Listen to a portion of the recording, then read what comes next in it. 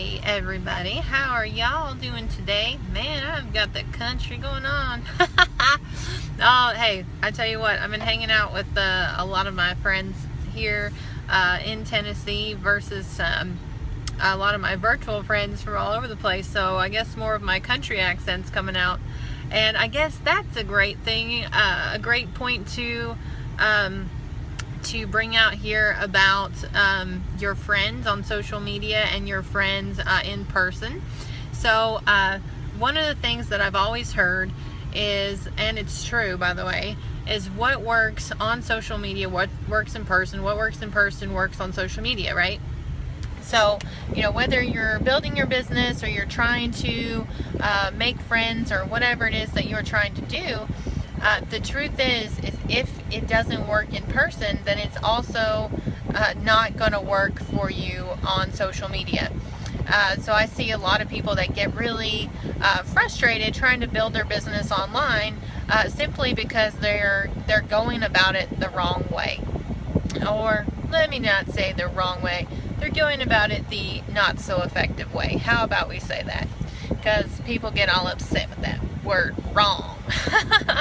So, you know, if you are, you know, let's give this example, shall we? So let's say that you're wanting to make a new contact, right? If you were to go up to a person at the grocery store or in the mall and you don't know them from Adam, and you somehow, you know their name, maybe you heard somebody say it to them or whatever, and you just start talking to them and being like, you know, hey, so-and-so, how are the kids, how are the family? They're looking at you like, who are you and why are you talking to me, right? But, you know, people do this on social media all the time. And that, if you are talking to a networker, it's not so much a challenge because they're used to people talking to them randomly. But if you're talking to someone that's maybe not in business or not used to doing networking and stuff, they're going to be like, what the heck is wrong with this person? So that's one thing that you definitely want to think about when you're building your business on social media. You know, don't be a weirdo. How about that? Another thing is, you know, I see people that, you know, get on social media, they try to build their business online, and they get absolutely no sales, they get no team members, and they're frustrated. But then, you know, some of them I have conversations with, and I say, you know, well, what have you been doing with your social media time? Well, I added like 20 new friends, and, you know, I commented on their stuff, and, you know, I did this and I did that. And I'm like, okay, great, that's awesome, you are social with them, but did you actually, you know, message them maybe and have a conversation? Well, no. Do they know you now? You know, do they have any clue what your kids' names are? Have you maybe hopped on Zoom? Have you maybe, you know, hopped on the phone with them? Well, no. Well, the thing is we all do business, or at least want to do business, with people that we know, like, and trust. So if you're, you know, on social media, you're not sharing anything about yourself, you're not sharing anything about your kids, your grandkids, your family, your dog, you know, whatever it is that you do and that makes you who you are, then of course you're not going to get any business from social media. These people don't know who that you are, right? I have a lot of people that I've been friends with for years, literally really long periods of time, and I've known them on social media. I actually saw, let me see, hang on, Terry Neal, hey, what's up? Me and Terry have never met in person, but we have been friends on, I think it was even before Facebook, possibly, maybe MySpace, for a long time. And maybe we don't talk every day, but whenever we talk, you know, we like each other. So it's really cool how you can build those relationships. And a lot of my virtual relationships have become in-person relationships. And for someone that is an introvert like me, it's really, really helpful because, and some of you guys that know me in person are probably like, introvert, what? Yes, like I saw that Karen hopped on here. She's from the chamber here in Monroe County, right? And she's fabulous. By the way, girlfriend, if you're still watching, holla. Her and Brandy were super, super welcoming whenever you're an introvert. See, she didn't know. Yes, oh my gosh. Like, being out of my house makes me uncomfortable. It really, really does. And I've come a very long way, but there literally been times, I guess it was a couple years ago, where I didn't even know they built a red light in Madisonville, because I didn't go out of my house that much. So I'm making progress. But whenever you're like using social media to oh, well, good, Karen. Hey, we can be introverted together. But the cool thing is, being introverted doesn't have to be something that stops you from getting what you want. I find that if I stay by myself and maybe like my family and a few close friends, and social media, like, I don't know, like, social media feels comfortable to me I guess, I don't know why, don't ask me. But I know that it works for me, and I do that by talking with people and chat. That's really comfortable for me, and a lot of people just love to chat and do the text chat, right? And so many times we're made to feel like we have to, be in person with people all of the time to build our business. And the truth is, that's not necessarily how it is, right? So, with me and my team, we do a lot of our stuff online. We do lots of Zooms. We do some phone calls, but usually it's Zooms, because we're all over the place. A lot of my team is in Canada, and I have to say, that's pretty awesome. I never met anyone physically from Canada until I was online and met them from there. So whenever you're looking at, what works, in person, think about it. You have a conversation with someone, you like their shirt, you like their smile, whatever it is, you give them a compliment. Why? Like, I see people, like, okay, pet peeve, you might have done it to me. If you friended me and did this, I'm not mad at you, but it's still annoying. So people friend request me, right? And I'll be like, hey, I'm so glad that we connected. How are you? And curious, what made you want to connect with me? They say, well, I'm not really sure. Some of them, not all of them. Some of them are like, well, I'm not really entirely sure. Or some of them, these are real winners that get deleted most of the time. I really don't remember.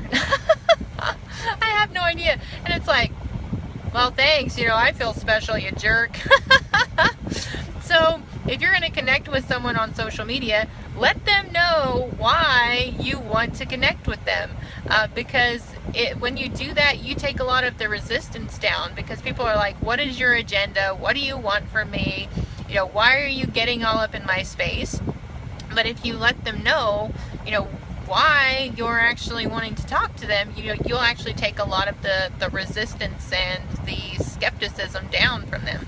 So that's one thing that's been really helpful. Now, I was talking about like recruiting on social media the other day, like recruiting for your team for your direct sales or network marketing company.